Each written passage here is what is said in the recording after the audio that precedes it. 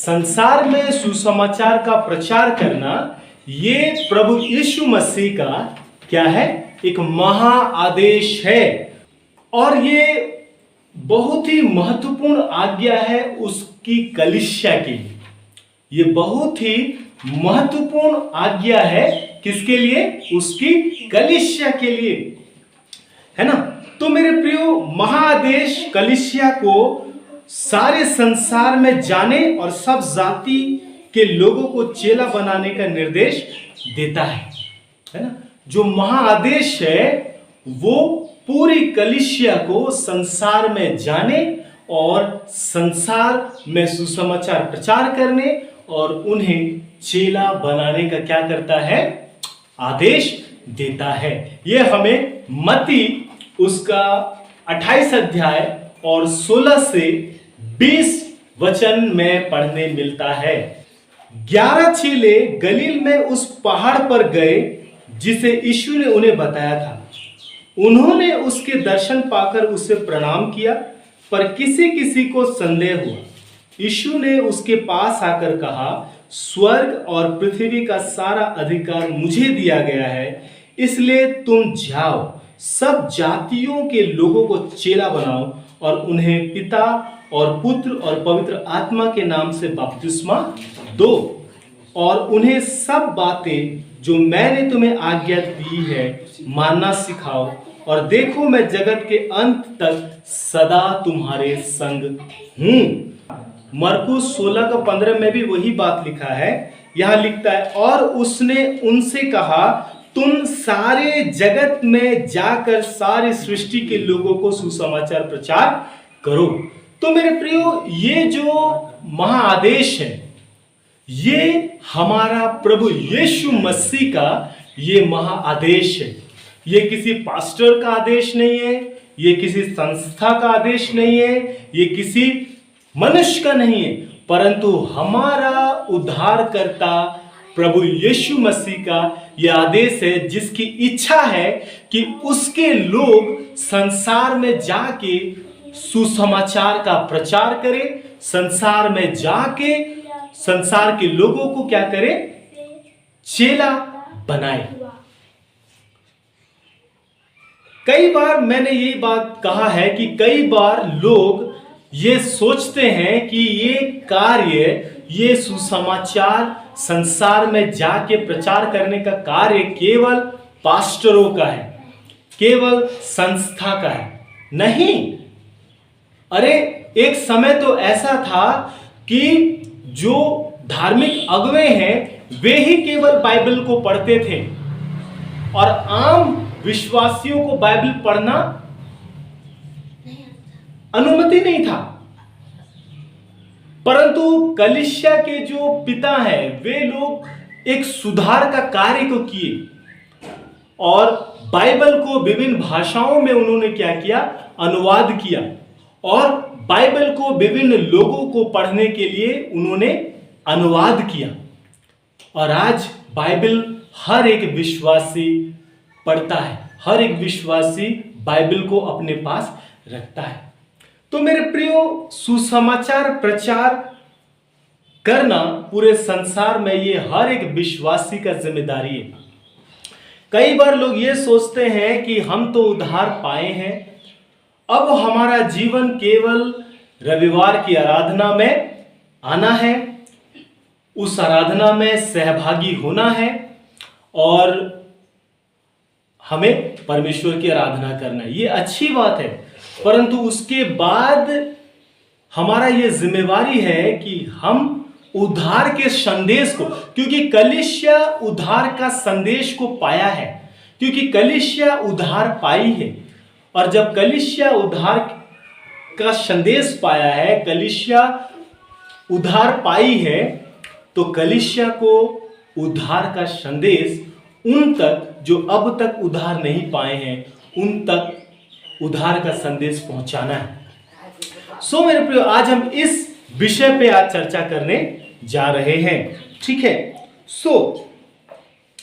और प्रभु यीशु मसीह ने प्रेरितों के काम उसका 1 अध्याय का 7 वचन में भी बहुत खूबसूरत बात को कहा।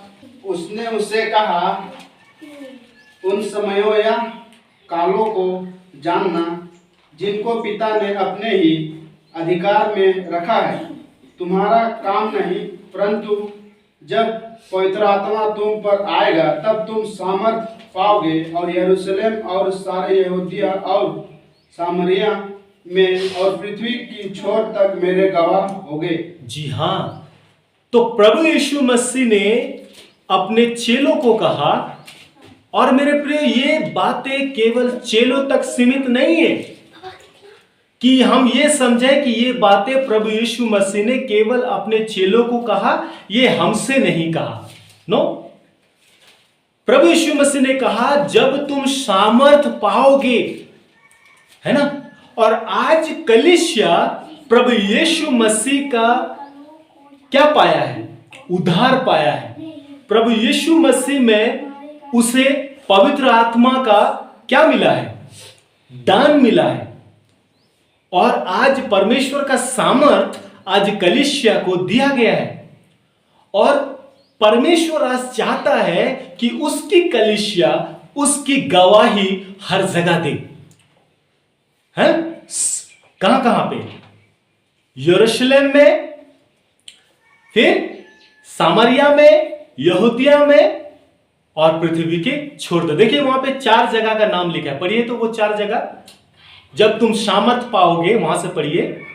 जब पवित्र आत्मा तुम पर आएगा तब तुम सामर्थ पाओगे और यरूशलेम और सारे यहूदिया और सामरिया में और पृथ्वी की छोर तक मेरे गवाह होंगे। जी हाँ, जब तुम सामर्थ पाओगे तो यरूशलेम में, अर्थात वे जहां पे रहते हैं वहां पे पहले गवाही होता है। क्योंकि सारे प्रेरित कहां पे रहते थे? यरूशलेम में रहते थे, उनके शहर में रहते थे, उनके नगर में रहते थे। तो मेरे प्रियो, हमारा भी ये जिम्मेदारी है कि हम जहां पे रहते हैं वहीं से सबसे पहला गवाही आरंभ होता है। वहीं से सबसे पहला क्या आरंभ होता है? गवाही आरंभ होता है। जब तुम सामर्थ पाओगे तो यरूशलेम और सारे यहूदिया और सामरिया और पृथ्वी के छोर तक मेरे गवाह होगे। तो मेरे प्रियो, हम जहां पे रहते हैं, आप जिस गांव में रहते हैं, आप जिस शहर में रहते हैं, पहले आपको अपने गांव में, अपने घर में, अपने परिवार में, अपने उस स्थान पे जहां आप रहते हैं, पहले वहां आपको और हम सभी को गवाह होने की आवश्यकता है। और मेरे प्रिय, ये बहुत आवश्यक है, ये बहुत जरूरी है कि आप जिस गांव में रहते हैं, आप जिस घर में रहते हैं, आप जिस परिवार के बीच में रहते हैं, उस परिवार के बीच में सबसे पहला आपको अपना प्रभु का गवाह होना है। आपको अपने प्रभु का गवाह होना है। और इसके लिए मेरे प्रियो, आपका जीवन भी बहुत महत्वपूर्ण रखता है।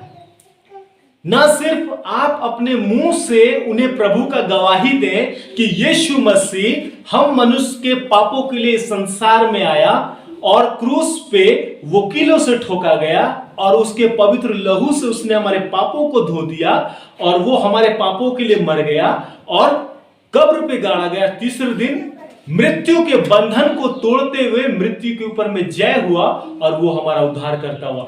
इस बात को तो जरूर हम अपने परिवार में, यरूशलेम मतलब हम जहां रहते, ये पूरा बनहोरा मेरे प्रियो हमारे लिए यरूशलेम है, क्योंकि हम यहां पे रहते।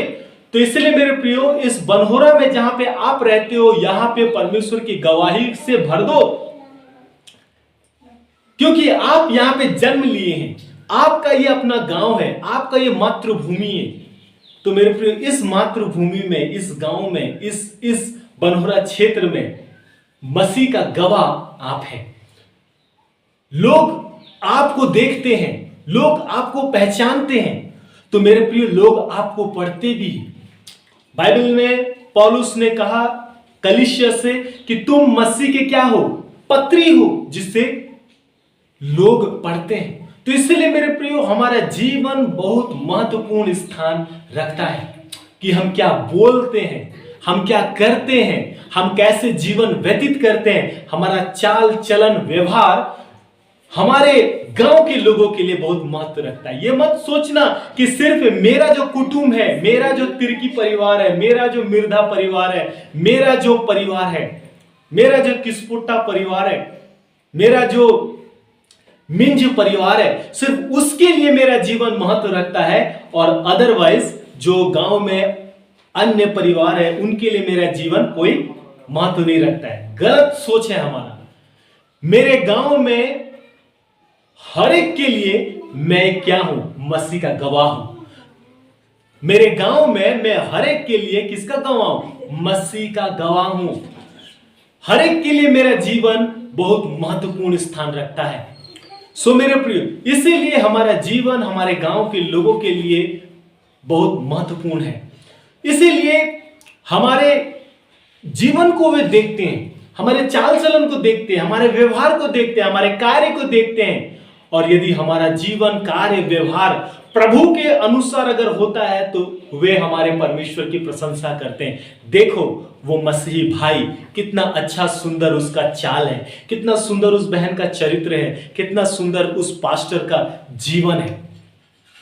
और यदि नहीं दिखता है तो वो अपमान करते हैं, वे निंदा करते हैं, वे ठट्टा उड़ाते हैं। देख रहे हैं ना, ये सिर्फ हमारे परिवार की बातें नहीं है मेरे प्रिय। हमारा विश्वास केवल हमारे तक सीमित नहीं है, ये सार्वजनिक है। प्रभु ने बोला जब पवित्र आत्मा तुम पर आएगा तुम सामर्थ्य पाओगे। और आज हम सब विश्वास करते हैं कि परमेश्वर का पवित्र आत्मा हम सबको मिला है। हम सब पवित्र आत्मा से कैसे लोग हैं? भरे हुए लोग हैं, क्योंकि प्रभु यीशु मसीह जो हमारा प्रभु है वो हम में है। प्रभु यीशु मसीह हम में है और हम उसमें हैं।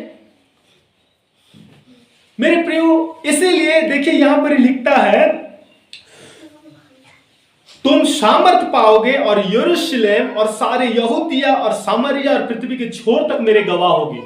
प्रेरित थोमा यरूशलेम में परमेश्वर का गवाह हुआ और यहूदिया में गवाह हुआ, उसके आसपास के राज्य में भी गवाह हुआ, और सामरिया उसके पड़ोसी राज्य में भी प्रभु का गवाह हुए। और उसके बाद पृथ्वी के छोर तक, सोचो कहां पे प्रभु यीशु मसीह बेतनिया में आया था, बेतलहम में आया था, और भारत में यीशु मसीह का गवाह बनने के लिए, भारत में प्रभु यीशु मसीह का गवाही देने के लिए संत प्रेरित थोमा आया।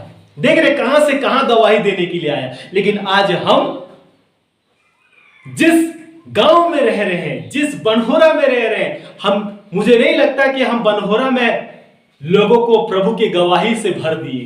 तो इसलिए हमारा काम अधूरा है। जहां पे हम रह रहे हैं वहां पे मसीह का हम गवाह हैं। तो इस पूरे बनहोरा में लोग क्या जान रहे मसीह, क्या नहीं जान रहे हमें नहीं पता, लेकिन हम मसीह के गवाह हैं। तो मेरे द्वारा प्रभु का गवाही उन तक पहुंचना बहुत जरूरी है मेरे गांव में। उसके बाद आता है रांची में, उसके बाद आता है रांची में हम प्रभु का गवाह बने, रांची में प्रभु का सुसमाचार प्रचार करें। और उसके बाद आता है रांची के बाद झारखंड के, उसके बाद आता है भारत के विभिन्न राज्यों में, इसके बाद आता है भारत के बाहर। यदि हम भारत में पूरा गवाही दे चुके, सुसमाचार प्रचार कर चुके, तो हमें फिर भारत से बाहर, चीन है हमारा पड़ोसी देश, पाकिस्तान है पड़ोसी देश, अफगानिस्तान है पड़ोसी देश। कई बार तो मेरे प्रियो हम जिस गांव में रहते हैं उस गांव में ही हम सुसमाचार का प्रचार हर लोगों तक नहीं करते। जिस जिला में हम रह रहे हैं, रांची जिला में ही हम सुसमाचार की प्रचार नहीं किए, सुसमाचार को लोगों तक नहीं लेके गए, तो हम कैसे फिर आगे बढ़ेंगे? तो मेरे प्रियो, सुसमाचार का प्रचार, सुसमाचार की सेवा एक महत्वपूर्ण सेवा है। ये केवल पास्टरों के लिए नहीं है, ये सिर्फ मिशन ऑर्गेनाइजेशन के लिए नहीं है, ये विभिन्न बड़े संस्थाओं के लिए नहीं है, ये उद्धार पाए हुए लोगों के लिए ये सेवा है जो परमेश्वर ने दिया है। बोलो हालेलुया। परमेश्वर ने हमको एक मिशन दिया है मेरे प्रियो, हर एक विश्वासी को एक मिशन दिया है। हम पिछले कई सप्ताह से हम देख रहे हैं कि नहीं, कि खेत तो पके हैं पर मजदूर थोड़े हैं। तो मेरे प्रियो, कलीसिया आज वो मजदूर है, अर्थात परमेश्वर का मजदूर कलीसिया है, जो संसार में जाती है, बीज बोने के लिए, संसार में जाती है उस पके हुए फसल को काट के परमेश्वर के राज्य में, परमेश्वर के भंडार में लेके आती है। Praise the Lord. सो मेरे प्रियो, पवित्र शास्त्र हमें संसार को परिवर्तन करने का आदेश नहीं देता है, परंतु उसे सुसमाचार सुनाने का आदेश देता है।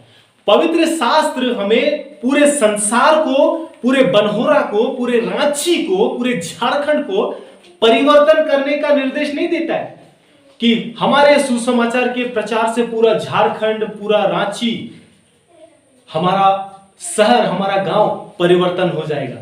नो, उन्हें सुसमाचार सुनाने का हमें क्या देता है? निर्देश देता है। ठीक है।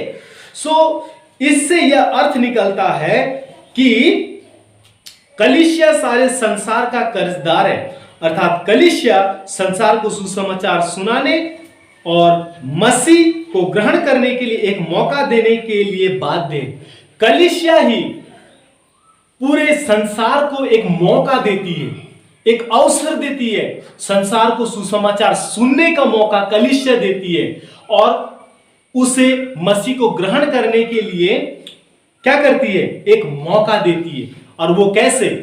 जब तक सुनाया ना जाए तो लोग कैसे सुनेंगे, और जब लोग सुनेंगे नहीं तो कैसे विश्वास करेंगे, और जब लोग विश्वास ही नहीं करेंगे तो उद्धार कैसे पाएंगे? तो इसीलिए जाने वाला होना चाहिए। कलीसिया से जो लोग हैं वे जाने वाला होना चाहिए और जाके सुसमाचार सुनाने वाला होना चाहिए।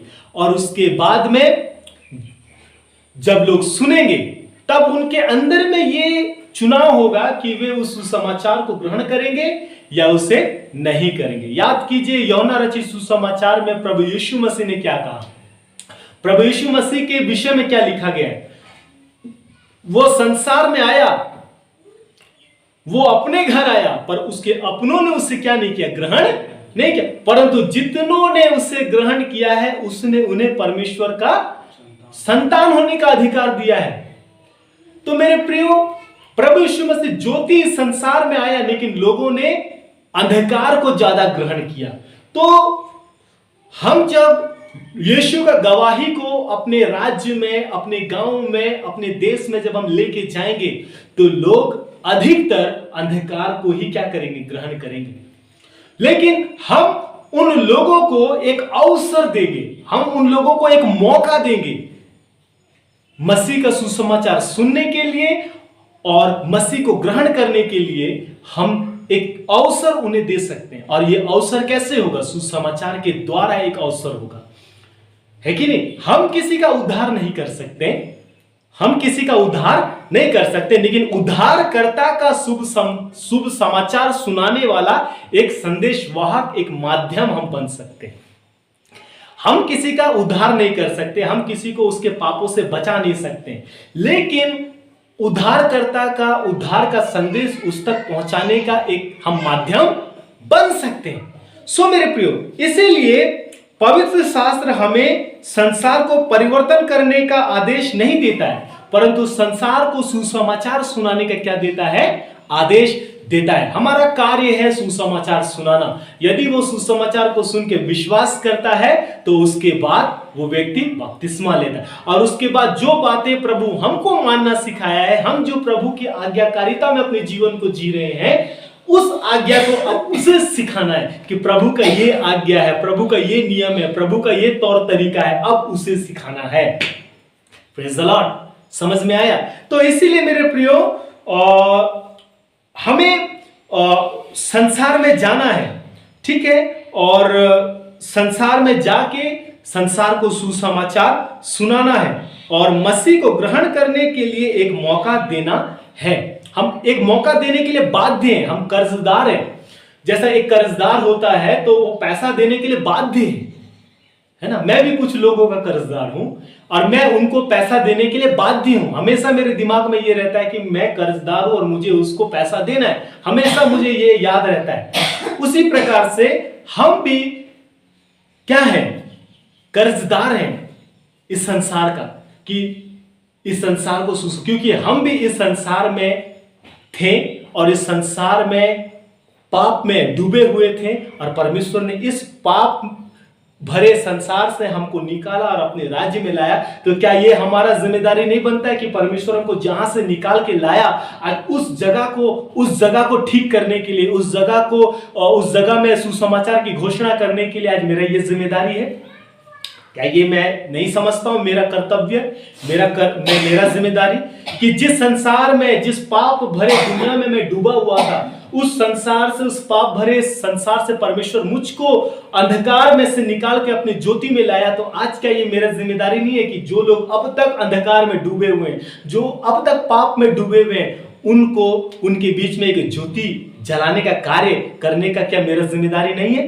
प्रभु ने बोला तुम इस जगत की ज्योति हो, जो नगर पहाड़ पर बसा हुआ वो छिप नहीं सकता। एक विश्वासी उद्धार पाने के बाद में वो छिप के अपना जिंदगी नहीं जी सकता, वो बिना गवाही दिए अपना जिंदगी नहीं जी सकता, वो सुसमाचार को बिना प्रचार किए अपना जिंदगी को नहीं जी सकता, क्योंकि सुसमाचार के प्रचार के द्वारा ही उसे क्या मिलता है? ज्योति मिलता है। सुसमाचार के प्रचार के द्वारा ही वो उद्धारकर्ता के उद्धार की बातों को सुनता है, और उस सुसमाचार के प्रचार के द्वारा ही परमेश्वर उस पाप में डूबे हुए, पाप में मर रहे हुए व्यक्ति को अपने पास बुलाता है और एक अवसर कलीसिया उसे देती है, सुसमाचार सुनने का अवसर देती है, परमेश्वर के अनुग्रह के कार्य को सुनने का अवसर कलीसिया देती है। तो इसीलिए हम जिस गांव में रह रहे हैं, हम जिस शहर में रह रहे हैं, हम जिस जिला में रह रहे हैं, उस गांव का, उस नगर का, उस राज्य का जिम्मेदारी परमेश्वर ने हमें दिया है। क्या आप इस बात को, मैंने जो आपको भी सिखाया है, मैं आपको जो बताना चाह रहा हूं, क्या आप इस बात को सही मान रहे हैं? या आप ये कह रहे हैं कि नहीं पास्टर साहब आप जो बोल रहे हैं ये मैं नहीं इस पे संतुष्टि करूंगा, मैं इसको नहीं मानूंगा? मेरे प्रियो, आपके और मेरे नहीं मानने से परमेश्वर का सच्चाई नहीं बदल जाता। आपका और मेरा नहीं मानने से परमेश्वर का सच्चाई नहीं बदल जाता। परमेश्वर का सच्चाई हाँ और आमीन में। तो मेरे प्रियो, इस बात को समझें, ठीक है? हम जानते हैं कि सारा संसार सुसमाचार के आह्वान का प्रत्युत्तर नहीं देगा, परंतु कलीसिया सारे संसार को मसीह के विषय में जानने का और उसके उद्धार को ग्रहण करने के लिए एक मौका देने के लिए कर्तव्य से बाध्य है। जैसा मैंने अभी ये बात बताया, हम जानते हैं कि पूरा संसार प्रभु यीशु मसीह का सुसमाचार का प्रत्युत्तर नहीं देगा, क्योंकि यीशु मसीह जब इस संसार में आया था तो ज्योति उनके बीच में चमकी, परंतु लोगों ने उस ज्योति से बढ़ के किसको ग्रहण किया, किसको प्रिय जाना? अंधकार को लोगों ने प्रिय जाना। ये देखिए यूहन्ना रचित सुसमाचार 1 अध्याय में आपको ये पढ़ने मिलेगा, ठीक है? और देखिए 5 पद में क्या लिखता है, 4 पद से क्या लिखता है। देखिए यूहन्ना रचित सुसमाचार 1 अध्याय 4 और 5 पद से आगे लिखा है, उसमें जीवन था और वो जीवन मनुष्य की ज्योति थी। ज्योति अंधकार में चमकती है और अंधकार ने उसे ग्रहण नहीं किया। अंधकार ने उसे ग्रहण नहीं किया। तो मेरे प्रिय, सुसमाचार हम पूरे अपने गांव में, अपने पूरे जिला में, अपने पूरे राज्य में, अपने पूरे वर्ष में, भारतवर्ष में हम सुसमाचार प्रचार करेंगे, लेकिन सब लोग उसका प्रत्युत्तर नहीं देगा, परंतु जो चुने हुए होंगे वही उसका प्रत्युत्तर देंगे। बहुत सारे लोग सुसमाचार को नकारेंगे, बहुत सारे लोग सुसमाचार का विरोध करेंगे। आज भी लोग सुसमाचार को नकार रहे हैं, आज भी लोग सुसमाचार का विरोध कर रहे हैं, है कि नहीं? लेकिन हमारा कार्य यह है कि संसार को सुसमाचार देना, संसार को सुसमाचार उन तक पहुंचाना। आज ये हमारा जिम्मेदारी, ये आज हमारा दायित्व है कि नहीं? यस या नो, है कि नहीं? तो मेरे प्रियो, वही है। और देखिए आगे हमें ये पढ़ा हुआ मिलता है 11 वचन में, 10 और 11 वचन में, वह जगत में था और जगत उसके द्वारा उत्पन्न हुआ और जगत ने उसे नहीं पहचाना। वो अपने घर आया और उसके अपनों ने उसे ग्रहण नहीं किया, परंतु जितने ने उसे ग्रहण किया उसने उन्हें परमेश्वर के संतान होने का अधिकार दिया, अर्थात उन्हें जो उसके नाम पर विश्वास रखते हैं। तो मेरे प्रियो, हम कितना जानते हैं, हम कितना नहीं जानते, ये मायने नहीं रखता। बस मेरे प्रियो, हमें इस बात की घोषणा करना है कि यीशु मसीह हमारे पापों के लिए क्रूस पे बलिदान हुआ और वो हमारे पापों के लिए मारा गया, गाड़ा गया, तीसरे दिन मुर्दों में से जी उठा। और हमें सुसमाचार को अच्छी रीति से समझना भी है। बाइबल को पढ़ना भी है, ताकि हम अच्छी रीति से सुसमाचार को क्या कर सकें, अन्य जातियों के बीच में प्रस्तुत कर सकें। कथा और कहानियों को नहीं, परंतु सुसमाचार को प्रस्तुत कर सकें। सो मेरे प्रियो, इसीलिए हमें अपने गांव में, बनहोरा क्षेत्र में, रांची क्षेत्र में, झारखंड के क्षेत्र में हमें सुसमाचार का प्रचार, सुसमाचार की घोषणा करने की आवश्यकता है। सो मेरे प्रियो, संसार में सुसमाचार प्रचार करना। और जब मेरे प्रियो हम अपने यरूशलेम में, जो जहां हम रहते हैं, हमारे संदर्भ में समझेंगे, इस जगह में जब सुसमाचार सबको हम सुना चुके हैं, तो उसके बाद फिर थोड़ा आगे बढ़ जाए। पौलुस कहता है, मेरी मन की अभिलाषा यहां है कि वहां पे मसीह का सुसमाचार सुनाओ जहां पे लोग अब तक मसीह का सुसमाचार नहीं सुने। अब भी बहुत सारा ऐसा लोग है जो अब तक प्रभु का सुसमाचार नहीं सुने। सो मेरे प्रियो, हमारा कार्य है, हमारा ये जिम्मेदारी है कि पहले हम जहां पे रहते हैं, हमारे गांव में, हमारे नगर में, हमारे बस्ती में, हमारे शहर में सुसमाचार का घोषणा करें, उन्हें सुसमाचार सुनाएं, मसीह का उद्धार का पैगाम उन तक पहुंचाएं। और उसके बाद जब हम इस क्षेत्र में जब हम कर लेते हैं, तो उसके बाद फिर हम आगे बढ़ जाएं। जिस प्रकार से प्रेरित थोमा यरूशलेम में, यहूदिया में, सामरिया में उसने मसीह का सुसमाचार प्रचार किया, गवाह दिया, और उसके बाद वो पृथ्वी के छोर तक आया। और वो पृथ्वी की छोर क्या, अपना देश को छोड़ के भारत आया। Praise the Lord.